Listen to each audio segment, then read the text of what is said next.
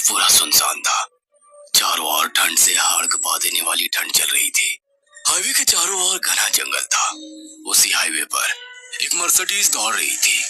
उसमें 3 लोग सवार थे, राहुल, निधि और उनकी 10 साल की बेटी तानिया।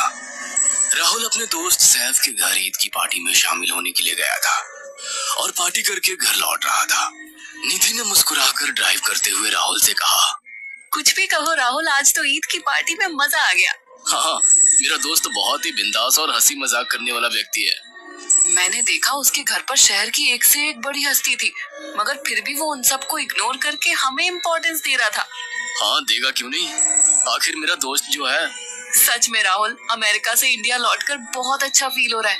वैसे तुम्हारा दोस्त सचिन अभी तक नहीं आया अमेरिका से? निधि की बात सुनकर राहुल चौंक कर बोला, ओह शिट यार, उसका फोन आया था कि वो इंडिया आ रहा है। उसने बोला था कि मुझे एयरपोर्ट पर पिक कर ले।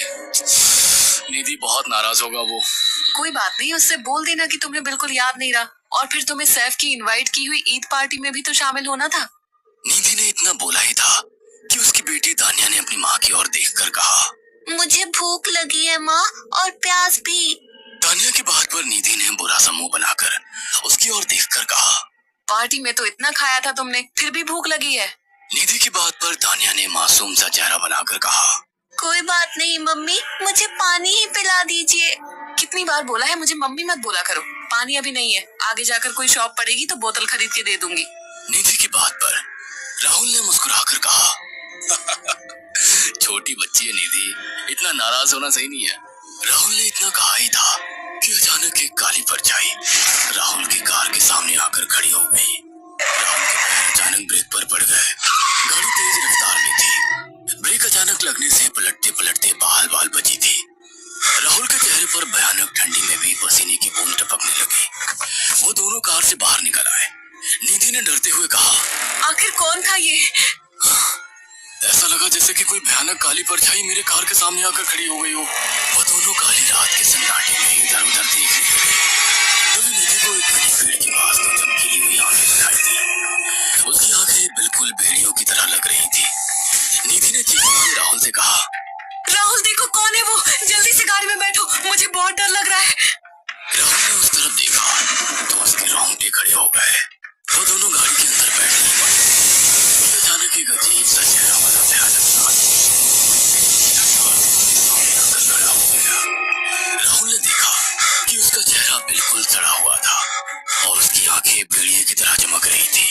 उसके लंबे लंबे बाल उसके कंधे तक आ रहे थे और उसके दांत भेड़िए की तरह बाहर की ओर निकल रहे थे। हाथों की जगह नुकीले पंजे थे। राहुल को देखकर अजीब से अंदाज में हंसने लगा, मगर जैसे ही राहुल की नजर उसके कपड़ों पर गई, राहुल की बातें फटी की फटी रह गई। वो हकलाते हुए बोला, भाईजान, भाईजान, मुझे माफ कर दो, मुझे छोड़ दो। राहुल ने इतना कहा ही था कि अचानक उस अजीब से दिखने वाले भयानक आदमी ने अपने पंजों से राहुल की गर्दन कसकर पकड़ ली और एक ही झटके में उखाड़ कर जमीन पर फेंक दी। राहुल के धड़ से लाल रंग का खून का फुहारा फूट पड़ा। इस भयानक मंजर को देखकर निधि के गले से एक जोरदार चीख निकल गई।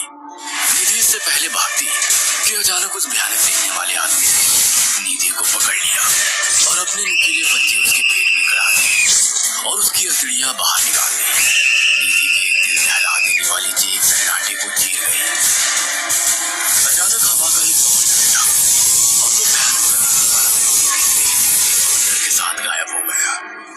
तानिया ने डरते डरते निधि के मोबाइल से पुलिस और सैफ को बुला लिया और कुछ ही देर में वह चारों ओर पुलिस की गाड़ियां थी।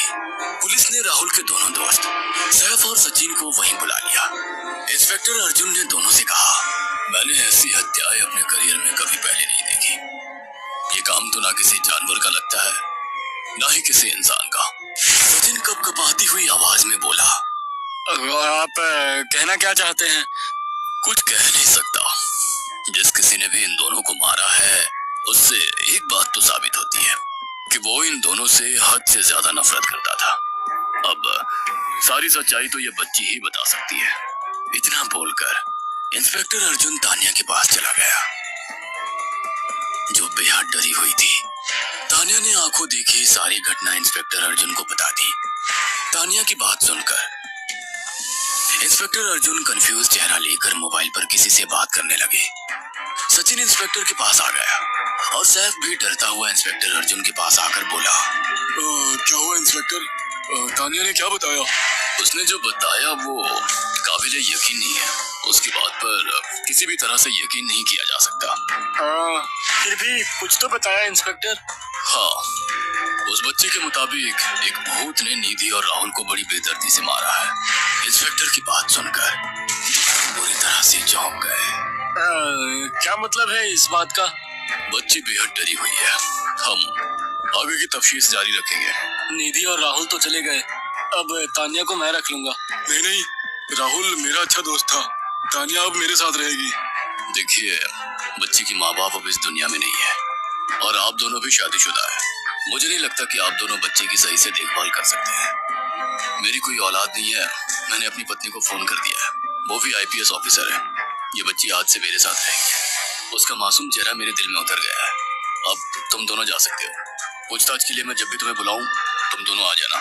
इंस्पेक्टर ने ये बात बोली ही थी कि अचानक वहां पर मौसम बदल गया। चारों ओर काली घटाएं छा गई और एक भयानक बवंडर उठा और देखते ही देखते सब पुलिस वालों के सामने वो भयानक चेहरे वाला आकार सबके सामने खड़ा हो गया। उसको देखकर सबके रोंगटे खड़े हो गए। देखते ही देखते उसने अपने भयानक पंजे सैफ की आंखों में डालकर उसकी आंखें निकाल ली। सैफ ने चीखते हुए वहीं दम तोड़ दिया। उस भयानक आदमी को देखकर सचिन उसके पैरों पर गिर गया। तुम तो भाईजान से कपड़े पहने हो। मैं समझ गया, तुम भाईजान हो। मुझे माफ कर दो भाईजान, मुझे यहाँ से जाने दो। मैंने कुछ नहीं किया था। वो भयानक चेहरे वाला गुर्राते हुए बोला, बता इन सबको कि ये सब इतनी भयानक मौत क्यों मरे। सचिन दौड़ता हुआ इंस्पेक्टर अर्जुन के पास गया और बोला, मैं जानता हूँ इसने इन तीनों को क्यों मारा। इसका नाम भाईजान था। जब ये जिंदा था ये किसी का भाई किसी की जान था।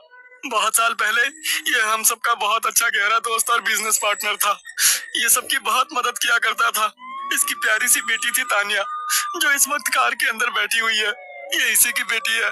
भाईजान अपने सारे पैसों से एक बहुत बड़ा हॉस्पिटल खोलना चाहता था जिससे गरीबों का मुफ्त इलाज किया जा सके, मगर हम तीनों इसके लिए तैयार नहीं थे। हमारी नीयत उसकी दौलत पर खराब थी और एक दिन हम सब धोखे से ईद के दिन भाईजान को यहाँ ले आए और इसे मारकर फेंक दिया। तो फिर तुम सबने इसकी बेटी को क्यों जिंदा छोड़ दिया?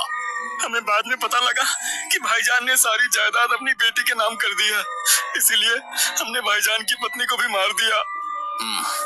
और तानिया का तुम 18 साल की उम्र पूरी करने का इंतजार कर रहे थे ताकि सारी जायदाद अपने नाम करा सको और बाद में उसे भी ठिकाने लगा सको। इसी के लिए तुम दोनों इस मासूम बच्ची को अपने साथ रखने की जिद कर रहे थे। जी, आपने बिल्कुल सही कहा। हम तानिया को भी इसी जगह लाकर मार देते। सचिन की बात सुनकर इंस्पेक्टर अर्जुन की आंखों में खून उतर आया।